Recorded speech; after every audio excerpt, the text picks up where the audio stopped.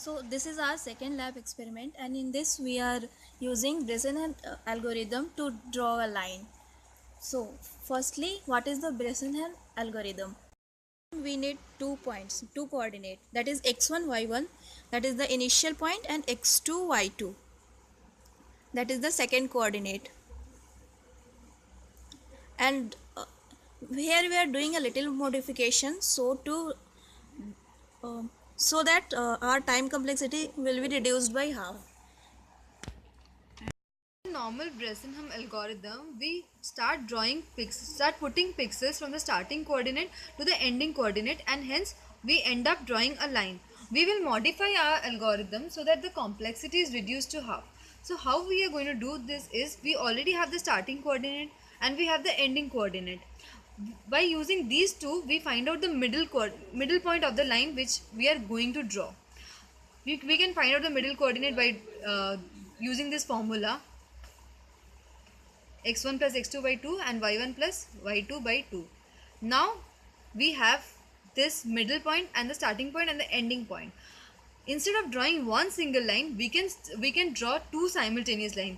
One which starts from the starting point, which is x1 and y1, and the other which starts from the middle point, x1 plus x2 by 2 and y1 plus y2 by 2. So simultaneously, when the first coordinate after putting pixel comes to the midpoint, similarly at the same time the middle point extends to be merging with the end point, which is x2 comma y2. In this way we can reduce our complexity to half the normal complexity of Bresenham algorithm. Now we describe or explain the code. In this, what we have done, we have taken the variables that accepts the value of x1 y1, x2 y2, and also those variable that can derive the other values by either subtracting, dividing, whatever operations we are doing. We accept the points from the user using these four code. Then we calculate the mid of x point and y point, as earlier described as x1 plus x2 by 2 and y mid as y1 plus y2 by 2. Then we calculate the dxa and dxb, that is x mid minus x1 and dxb as x2 minus x mid. Similar way, dya and dyb, as it is done in Bresenham algorithm, that we find the value of p, the deciding factor. In this we are finding two values of p, p1 and p2, since we have to draw two simultaneous lines, one from the starting and one from the middle. After we derive the value of p1 and p2, we assign the value x1 y1, x mid y mid to xa ya and xb yb.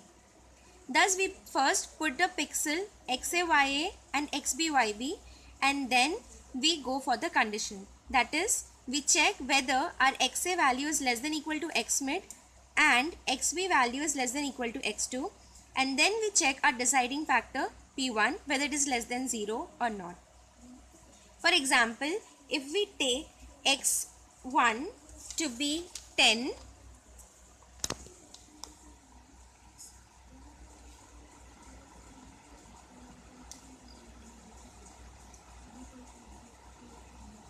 here we find the dx 60 and dy 50.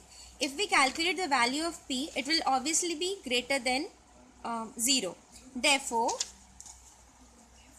taking that example, after checking whether p is greater than 0 or not, we go for the else part. We increment x by 1 and y by 1 and again calculate the updated value of p1.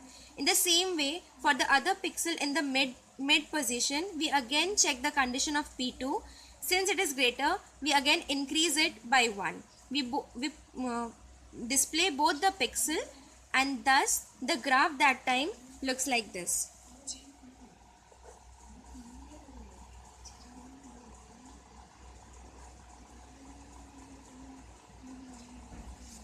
We can run the algorithm. After running the algorithm, Also, we have used this line command to see whether our put pixel and the line that is actually to be formed coincides or not.